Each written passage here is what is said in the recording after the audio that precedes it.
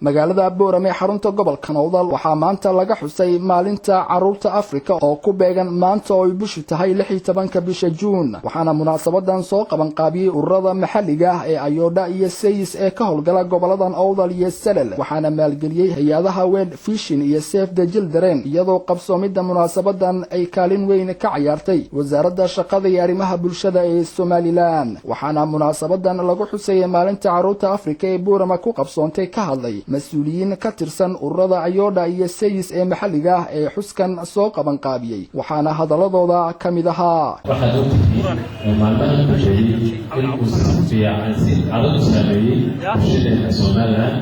taariikh barnaamij ku geeriyooday dadweynaha meesha fadhiya waxaan ka codsan lahaa in hal daqiiqo dadkii geeriyooday maanta inuu seenayo waa maalinta caruurta Afrika himladeena waxa weeye si loo xiriir lahaa هذا القانون عودة البعثية أنه قد عودة سلطة وحقوقيا إنه قصكاشنينا وبلدها هي هيدها وحكلون هندقيا عبد العثمان وهكذا عسلية أنا خبناها قولها ديجانك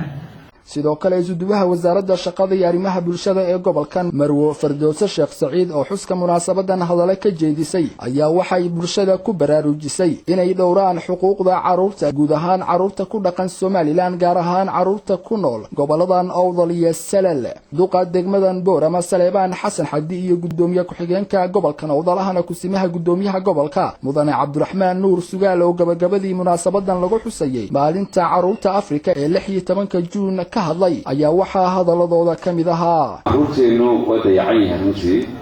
wax badan baa jira oo aynu wax ka qaban karno oo aynaan laakiin waxba ka qaban aynaan garanayn cidda mas'uuliyad laga saaray wax kale iska daayay golaha deegaanka ee gudoomiye wahay